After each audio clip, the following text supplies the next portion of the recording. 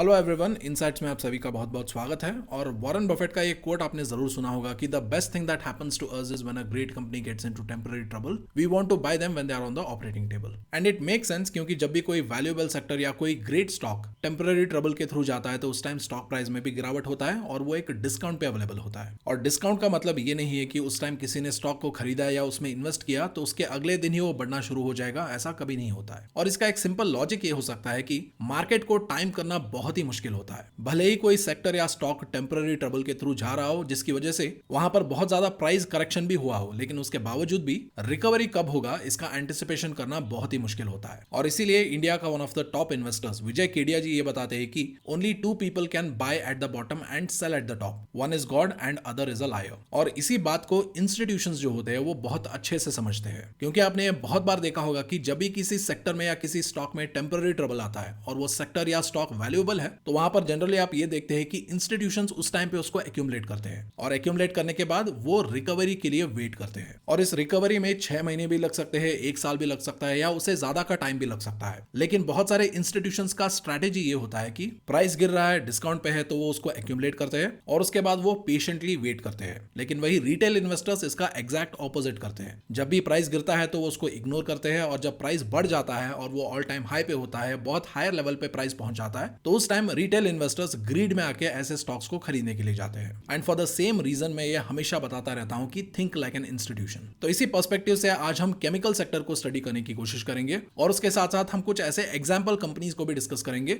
जहां पर इंस्टीट्यूशंस का जो होल्डिंग है वो लगातार बढ़ रहा है। एंड ऑफ कोर्स यहां पर इसका ये मतलब नहीं है कि आप जाके इन स्टॉक्स को खरीदना शुरू कर दो। यहां पर हम सिर्फ एग्जांपल के तौर पे ही इन कंपनीज को डिस्कस करेंगे। और एज अ डिस्क्लेमर मैं आपको बता दूं, ये किसी भी तरीके का रिकमेंडेशन या एडवाइस नहीं है। और उसके साथ साथ जो भी आप एक क्वालिटी इंफॉर्मेशन देख रहे हो, इसको प्रिपेयर करने के लिए, इसके ऊपर रिसर्च करने के लिए हमें मिनिमम 15 आवर्स टू 40 आवर्स का टाइम लगता है। और इस जेन्युइन एफर्ट के बदले अगर आप हमें अप्रिशिएट करना चाहते हैं या सिंपल थैंक यू बोलना चाहते हैं तो वीडियो के ऊपर जो लाइक बटन है उसे प्रेस करके आप वीडियो को लाइक कर सकते हैं। और उसके साथ साथ कमेंट्स में एक सिंपल थैंक यू लिख के भी आप हमें अप्रिशिएट कर सकते हैं। तो सबसे पहले हम ये समझने की कोशिश करेंगे कि प्रेजेंटली जो पूरा केमिकल सेक्टर है वो कौन से चैलेंजेस के थ्रू जा रहा है। और इस स्टडी के जरिए हम ये समझने की कोशिश करेंगे कि ये चैलेंजेस टेम्पररी है या प्रोलॉन्गिंग है। तो सबसे पहले अगर आप देखेंगे तो जो ग्लोबल डिमांड है वो वीक है, क्योंकि जो मेजर मार्केट्स है वहां पर हमें स्लो डाउन देखने को मिला है, जैसे कि यूएस हो गया, यूरोप हो गया और चाइना हो गया। और उसके बाद दूसरा चैलेंज है कमोडिटी प्राइसेस में वॉलेटिलिटी, क्योंकि कुछ टाइम पहले रॉ मटेरियल्स और जो एनर्जी के प्राइसेस है वो बहुत ऊपर चले गए थे। और उसके बाद जो कमोडिटी प्राइसेस में जो वॉलेटिलिटी था उसके लिए जो रेड सी क्राइसिस हुआ था उसने भी सिग्निफिकेंटली कंट्रीब्यूट किया था। और उसके बाद सेक्टर लेवल पे भी एक प्रॉब्लम ये था कि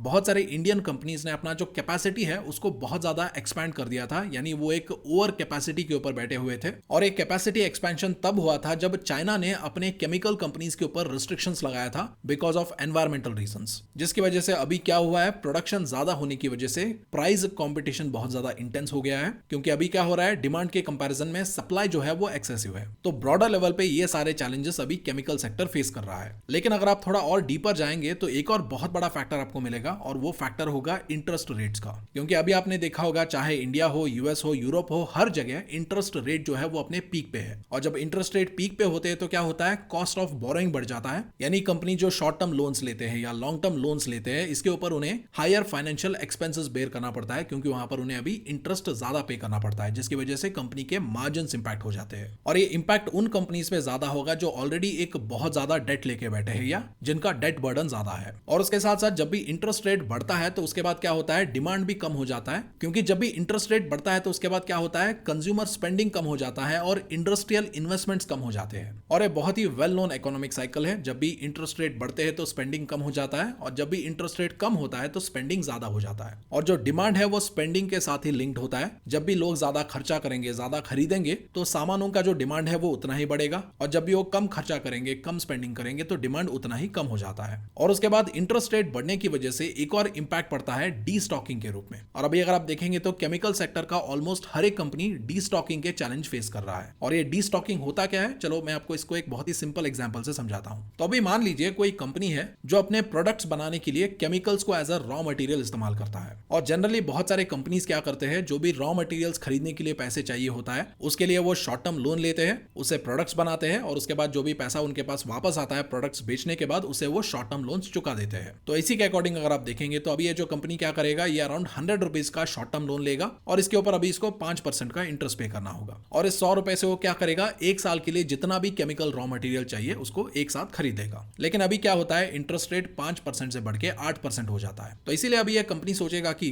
खामखा मैं ज्यादा इंटरेस्ट पे क्यों करूं, तो इसीलिए मैं एक काम करता हूं, मुझे 1-2 महीने के लिए जितना केमिकल रॉ मटेरियल चाहिए मैं अभी के लिए उतना खरीद लेता हूं। तो इसीलिए कंपनी क्या करता है, 10 रुपए का शॉर्ट टर्म लोन लेता है, उसके ऊपर 8% इंटरेस्ट पे करता है और 10 रुपए का केमिकल रॉ मटेरियल्स खरीद लेता है। तो इसकी वजह से क्या होता है, जो केमिकल बेचने वाली कंपनीज है, यानी जो केमिकल रॉ मटेरियल्स बनाने वाली कंपनीज है, उनके जो बल्क सेल्स है वो कम हो जाते हैं, यानी एक साथ जो वो बड़े बड़े सेल करते थे वो कम हो जाते हैं, जिसकी वजह से क्या होता है, उनके पास एक्सेसिव स्टॉक बचने लगता है। क्योंकि हमने कुछ टाइम पहले देखा था कि ऑलरेडी ये ओवर कैपेसिटी पे चल रहे हैं, जिसकी वजह से प्रोडक्शन की कोई कमी नहीं है, लेकिन अभी डिमांड की कमी आ रहा है। और बिजनेस में जब भी किसी को ये पता चलता है कि डिमांड बहुत कम है लेकिन सप्लाई बहुत ज्यादा है, तो वहां पर वो क्या करते हैं, वो प्राइस नेगोशिएशन करना शुरू कर देते हैं। तो इसीलिए अभी ये जो कंपनी है जो रॉ मटेरियल्स खरीदता है, वो क्या करेगा, वो केमिकल कंपनीज के साथ नेगोशिएट करेगा कि देखो आप इतने प्राइस पे दे रहे हो, लेकिन कोई और कंपनी है जो कम प्राइस पे केमिकल्स बेच रहा है, तो इसलिए आपको भी अपना प्राइस कम करना पड़ेगा। तो इसीलिए क्या होगा, ये जो केमिकल रॉ मटेरियल्स बेचने वाली कंपनीज है उनका मार्जिन कम हो जाएगा, और उसके साथ साथ अभी उनके पास एक्सेसिव स्टॉक बचा है, यानी इनके पास अभी भी बहुत ज्यादा माल है जिसे इन्हें अभी बेचना है। तो इसीलिए ये लोग क्या करेंगे, इनके जो भी डिस्ट्रीब्यूटर्स है या इनके जो भी होलसेल रिटेलर्स है जो इन कंपनीज के रॉ मटेरियल्स को डिस्ट्रीब्यूट करते हैं, ये उन्हें ज्यादा किकबैक्स देंगे, जैसे कि ये इनका कमीशन बढ़ा देंगे या इनका डिस्काउंट्स बढ़ा देंगे, ताकि ये जो डिस्ट्रीब्यूटर्स है ये इस कंपनी का जो रॉ मटेरियल्स है या माल है उसको ज्यादा कस्टमर्स की तरफ पुश करे। आप ही सोच के देखिए, अगर आप एक केमिकल का डिस्ट्रीब्यूटर है तो आप उस केमिकल कंपनी का प्रोडक्ट ज्यादा रेकमेंड करोगे जो आपको ज्यादा कमीशन देगा या जिसमें आपका ज्यादा मुनाफा है। लेकिन अभी जब कंपनी अपने एक्सेसिव स्टॉक को क्लियर करने के लिए डिस्ट्रीब्यूटर्स को ज्यादा डिस्काउंट देता है या कमीशन देता है या किकबैक्स देता है, तो वहां पर क्या हो जाएगा, इस केमिकल कंपनी का मार्जिन्स और भी कम हो जाएंगे, जो अल्टीमेटली इस कंपनी का नेट प्रॉफिट कम कर देता है। तो इसीलिए अभी क्या हो रहा है, डी स्टॉकिंग की वजह से जो केमिकल कंपनीज है उनका मार्जिन्स कम हो रहा है और उनके नेट प्रॉफिट्स इंपैक्ट हो रहा है। लेकिन अभी रिसेंटली केमिकल सेक्टर में रिकवरी का एक्सपेक्टेशन किया जा रहा है, और वो एक्सपेक्टेशन इसीलिए किया जा रहा है क्योंकि अभी आने वाले टाइम में इंटरेस्ट रेट्स को कट किया जा रहा है, ऐसा एंटिसिपेशन है। एंड ऑफ कोर्स ये इंटरेस्ट रेट कब कट करेंगे, कितना कट करेंगे, ये तो आने वाले टाइम में ही पता चलेगा, लेकिन ये स्ट्रांगली एक्सपेक्ट किया जा रहा है कि आने वाले टाइम में इंटरेस्ट रेट को कट किया जाएगा। एंड ऑफ कोर्स अभी अगर आप देखेंगे तो रिसेंटली मिडिल ईस्ट का जो वॉर है वो एस्केलेट होता नजर आ रहा है, और इस रीजन की वजह से भी जो आने वाले टाइम में इंटरेस्ट रेट कट एक्सपेक्ट किया जा रहा है वो इंपैक्टेड हो सकता है। और इसके रिलेटेड हमने ऑलरेडी आज ही टेलीग्राम पे एक डिटेल्ड पोस्ट भी डाला है, और मैं आपको एनकरेज करूंगा कि आप जाके उस पोस्ट को स्टडी कीजिए और उसको अच्छे से समझिए। और उसके साथ साथ टेलीग्राम पे आपको और भी कई सारे फंडामेंटल ड्रिवन स्टडीज और बहुत सारे इंपॉर्टेंट मार्केट और स्टॉक्स के अपडेट्स मिल जाएंगे, तो आप जाके उन्हें भी स्टडी कर सकते हैं। और हमारे फ्री टेलीग्राम चैनल का ज्वाइनिंग लिंक आपको वीडियो के डिस्क्रिप्शन में मिल जाएगा। और हाँ, हम टेलीग्राम पे पोस्ट इसीलिए डालते हैं क्योंकि ये क्विक अपडेट्स होते हैं और इनके ऊपर वीडियो बनाना पॉसिबल नहीं हो पाता है, क्योंकि वीडियो बनाने के लिए टाइम लगता है, और इसीलिए ऐसे इंपॉर्टेंट अपडेट्स को हम टेलीग्राम पे पोस्ट करते हैं। और ऐसे जो क्विक अपडेट्स होते हैं उसको जितना जल्दी हो सकता है उतना जल्दी स्टडी कर लीजिए, क्योंकि ऐसे क्विक अपडेट्स के ऊपर मूवमेंट भी बहुत जल्दी जल्दी होता है। तो अभी इसके बाद कुछ केमिकल सेक्टर के एग्जाम्पल कंपनीज को भी डिस्कस करेंगे जहां पर रिसेंटली या कुछ क्वार्टर से एफआईएस और डीआईएस या बड़े इन्वेस्टर्स का स्टेक बढ़ रहा है। और यहां पर मैं आपको डिस्क्लेमर फिर से बताना चाहता हूं, जो भी इंफॉर्मेशन हम डिस्कस करते हैं, जो भी कंपनीज का नाम हम डिस्कस करते हैं, वो सिर्फ हम एग्जाम्पल के तौर पर ही डिस्कस करते हैं, और ये किसी भी तरीके का रिकमेंडेशन नहीं है। इसे सिर्फ आपको एग्जाम्पल के तौर पर ही कंसिडर करना है और स्टडी पॉइंट ऑफ व्यू से ही देखना है। और हाँ, अगर आप फ्यूचर में भी ऐसे क्वालिटी वीडियोस को और ज्यादा क्लोजली फॉलो करना चाहते हैं तो आप हमारे चैनल को सब्सक्राइब करने के लिए कंसिडर कर सकते हैं, और अगर आप बेल नोटिफिकेशन प्रेस करेंगे तो हमारे नए वीडियोस के अपडेट्स आप तक तुरंत पहुंच जाएंगे। तो अभी बात करते हैं सबसे पहले कंपनी के बारे में, जिसका नाम है दीपक नाइट्राइट लिमिटेड। और इस कंपनी का स्टॉक अगर आप देखेंगे तो ये अराउंड मिड ऑफ 2021 से ऑलमोस्ट अभी एंड ऑफ 2024 तक कंसोलिडेट कर रहा था, और अभी 2024 में ही एक कंसोलिडेशन से थोड़ा बाहर आते दिख रहा है, और अभी जो स्टॉक का प्राइस है वो धीरे धीरे रिकवर भी कर रहा है। एंड आई थिंक अभी रिसेंटली इसने अपना जो प्रीवियस हाई था उसको भी ब्रेक करके थोड़ा भी ऊपर ट्रेड कर रहा है। लेकिन उसके बावजूद भी अगर आप इसका कंसोलिडेटिंग टाइम पीरियड जो है, जो कि अक्टूबर 2021 से आई थिंक शुरू हुआ था, वहां से लेकर अब तक अगर आप देखेंगे तो स्टॉक में अराउंड 7% का ही अपवर्ड मोमेंट हुआ है। और इसका जो कंसोलिडेटिंग टाइम पीरियड था उस टाइम इसके शेयर होल्डिंग पैटर्न में क्या हुआ है वो देखना बहुत ही ज्यादा इंटरेस्टिंग है। लेकिन सबसे पहले लास्ट 4 क्वार्टर्स में शेयर होल्डिंग पैटर्न में क्या हुआ है उसे देख लेते हैं। तो लास्ट 4 क्वार्टर्स में प्रोमोटर्स ने 0.11% स्टेक खरीदा है, एफआईएस ने 0.39% स्टेक खरीदा है, डीआईएस ने 3.24% स्टेक खरीदा है, और यहां पर रिटेल इन्वेस्टर्स ने बेचा है। लेकिन वही अगर आप इसका कंसोलिडेटिंग टाइम पीरियड देखेंगे, यानी जिस टाइम स्टॉक प्राइस कंसोलिडेट हो रहा था उस टाइम शेयर होल्डिंग पैटर्न में क्या हो रहा था वो देखना बहुत बहुत ही इंटरेस्टिंग है। तो यहाँ पर आप देख सकते हैं 2022 से 2024 के बीच में, यानी जून 2024 के बीच में क्या हुआ है, अगर आप वो देखेंगे तो इस टाइम पीरियड में प्रोमोटर्स ने 3.52% स्टेक खरीदा है, एफआईएस ने 1.90% स्टेक बेचा है, लेकिन डीआईएस ने 11.17% स्टेक खरीदा है और यहाँ पर पब्लिक ने अराउंड 12.8% स्टेक बेचा है। यानी लास्ट 2 to 3 इयर्स में पब्लिक का स्टेक 12.8% कम हुआ है। और शेयर होल्डिंग में ऐसा एक टिपिकल सिचुएशन मैंने बहुत पहले टाटा मोटर्स में देखा था। जब हमने टाटा मोटर्स को आई थिंक 80 रुपीज या 70 रुपीज पे डिस्कस किया था, तो उस टाइम भी टाटा मोटर्स में लगातार प्रमोटर का बाइंग हो रहा था, बड़े इन्वेस्टर्स खरीद रहे थे और रिटेल इन्वेस्टर्स बेच रहे थे। और उसके बाद नेक्स्ट एग्जांपल कंपनी है गुजरात फ्लोरोकेमिकल्स लिमिटेड, और इसका भी अगर आप चार्ट देखेंगे तो 2022 से ही इसके चार्ट में आप कंसोलिडेशन देख सकते हैं। और लास्ट 4 क्वार्टर्स में प्रोमोटर्स ने 1.23% स्टेक बेचा है, एफआईएस ने 0.38% स्टेक खरीदा है, एफआईएस ने 1.92% स्टेक खरीदा है और पब्लिक ने भी 1.07% स्टेक बेचा है। यानी यहाँ पर प्रमोटर्स और पब्लिक ने बेचा है और एफआईएस और डीआईएस ने खरीदा है। और जनरली अगर आप देखेंगे तो अगर प्रमोटर्स बेच रहे हैं, एफआईएस बेच रहे हैं, डीआईएस बेच रहे हैं, या प्रमोटर्स बेच रहे हैं और एफआईएस डीआईएस नहीं खरीद रहे बल्कि पब्लिक खरीद रहे हैं, तो यहाँ पर डेफिनेटली क्वेश्चन जरूर आएंगे कि प्रमोटर्स बेच रहे तो ये पब्लिक के ऊपर क्यों डंप हो रहा है, लेकिन एफआईएस डीआईएस खरीद रहे हैं तो यहाँ पर शेयर्स का जो ट्रांसफर है वो स्ट्रॉन्ग हैंड से निकल के स्ट्रॉन्ग हैंड्स में ही जा रहा है। क्योंकि अगर आप ब्रॉडर मार्केट परसेप्शन देखेंगे तो प्रमोटर्स, एफआईएस, डीआईएस को स्ट्रॉन्ग हैंड्स माना जाता है और पब्लिक को वीक हैंड्स माना जाता है। तो उस पर्सपेक्टिव से अगर हम देखेंगे तो यहाँ पर एफआईएस और डीआईएस ने प्रमोटर्स और पब्लिक दोनों से स्टेक खरीदा है। और वही अगर हम ईयरली बेसिस पे शेयर होल्डिंग पैटर्न देखेंगे तो 2022 से अब तक प्रमोटर्स ने 3.51% स्टेक बेचा है, एफआईएस ने 1.01% स्टेक खरीदा है, डीआईएस ने 5.3% स्टेक खरीदा है और पब्लिक ने 2.81% स्टेक बेचा है। और उसके अलावा अगर आप पब्लिक होल्डिंग में भी देखेंगे तो वहां पर एक पर्टिकुलर इन्वेस्टर है जिनका नाम है अक्षय भंसाली, जो कि वेल नोन इन्वेस्टर है। वो भी इस कंपनी में अराउंड 4.75% स्टेक ओन करते हैं। और उसके बाद नेक्स्ट कंपनी है एसआरएफ लिमिटेड, और एसआरएफ लिमिटेड में भी 2022 से कंसोलिडेशन हो रहा है और ये कंसोलिडेशन काइंड ऑफ अभी भी जारी है। और लास्ट 4 क्वार्टर्स का शेयर होल्डिंग पैटर्न डेटा अगर आप देखेंगे तो वहां पर प्रमोटर्स ने 0.27% स्टेक बेचा है, एफआईएस ने 1.04% स्टेक बेचा है, डीआईएस ने 2.45% स्टेक खरीदा है और पब्लिक ने 1.13% स्टेक बेचा है। यानी यहाँ पर डीआईएस ने स्ट्रॉन्ग हैंड से भी खरीदा है और वीक हैंड से भी खरीदा है। और वही अगर आप ईयरली बेसिस पे देखेंगे तो 2022 से अब तक प्रमोटर्स ने 0.47% स्टेक बेचा है,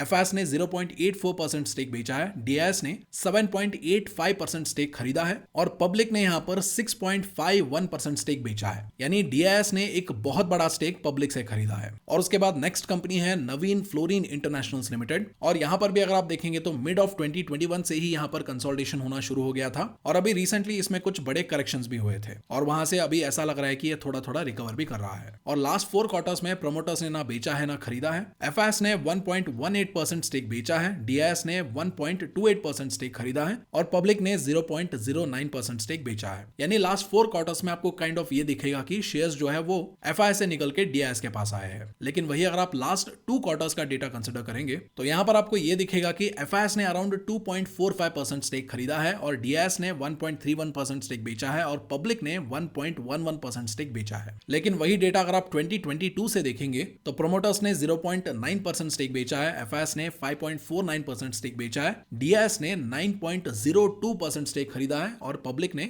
2.62% स्टेक बेचा है। यानी 2022 से डीआईएस ने एक बहुत बड़ा स्टेक इस कंपनी में एक्यूमुलेट किया है और उन्होंने ये स्टेक एफआईएस और पब्लिक से खरीदा है और थोड़ा बहुत उन्होंने प्रोमोटर से खरीदा है। और उसके बाद नेक्स्ट कंपनी है सुदर्शन केमिकल इंडस्ट्रीज लिमिटेड, और इसके चार्ट में आप देख सकते हैं कि मिड ऑफ 2021 से इसमें एक बहुत बड़ा करेक्शन हुआ था और उसके बाद स्टार्टिंग फ्रॉम 2023 यहां पर रिकवरी शुरू होता है और अभी तक अगर आप देखेंगे तो इसमें आप एक स्ट्रॉन्ग रिकवरी भी नोटिस कर सकते हैं। और स्टॉक में जो मैसिव रिकवरी हुआ है ये मेनली एफआईएस और डीआई के बाइंग की वजह से हो सकता है, क्योंकि अगर आप इसका शेयर होल्डिंग पैटर्न देखेंगे तो लास्ट 4 क्वार्टर्स में प्रोमोटर्स ने 5.27% स्टेक बेचा है, एफआईएस ने 2.06% स्टेक खरीदा है, डीआईएस ने 7.25% स्टेक खरीदा है और पब्लिक ने 4.04% स्टेक बेचा है। यानी अभी ये जो लास्ट 4 क्वार्टर्स में बहुत बड़ा बाइंग एफआईएस और डीआईएस से हुआ है, उन्होंने मेनली प्रोमोटर्स और पब्लिक से ये मैसिव स्टेक खरीदा है। यानी यहाँ पर एफआईएस और डीआईएस ने प्रोमोटर जो कि स्ट्रॉन्ग हैंड्स है उनसे भी खरीदा है और पब्लिक जो कि वीक हैंड्स है उनसे भी यहाँ पर उन्होंने शेयर्स खरीदा है। और उसके अलावा ऐसे जो और भी बहुत सारे इंपॉर्टेंट अपडेट्स होते हैं related to a stock, related to market, related to FI DI buying, ऐसे इंपॉर्टेंट अपडेट्स हम रेगुलरली लर्निंग कम्युनिटी में पोस्ट करते हैं और ये लर्निंग कम्युनिटी आप बिल्कुल फ्री में ज्वाइन कर सकते हैं। इसके लिए वीडियो के डिस्क्रिप्शन में जो डीमैट अकाउंट ओपन करने का लिंक है वहां से आप डीमैट अकाउंट ओपन कर सकते हैं और उसके बाद आप हमारे व्हाट्सएप चैट सपोर्ट नंबर पे कांटेक्ट कर सकते हैं और हमारा टीम आपको लर्निंग कम्युनिटी का एक्सेस बिल्कुल फ्री में दे देगा। ज्यादा जानकारी वीडियो के डिस्क्रिप्शन में है, जाके चेक कर लीजिए। सो आई होप आज का इन्फॉर्मेशन आपको पसंद आया होगा। Thank you so much for watching. I will see you in the next video.